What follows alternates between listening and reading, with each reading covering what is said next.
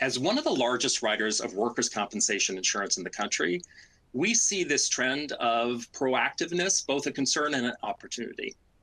According to our data, 35% of injuries in our manufacturing portfolio occur with first-year employees.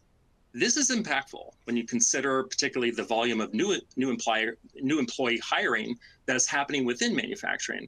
And it also highlights an opportunity to reevaluate the effectiveness of training and onboarding plans, not to mention checking in regularly with new employees and empowering shift managers with ownership of their safety results. We're going to ask Dr. Vince in just a moment on his perspective on some of these important things.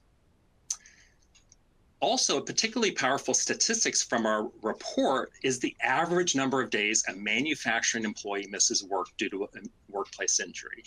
Consider the number, 67 days.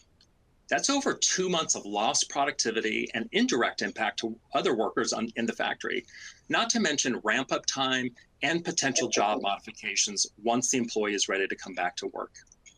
Each day away from the plant floor is lost revenue for the business, and manufacturing executives should and are taking notice.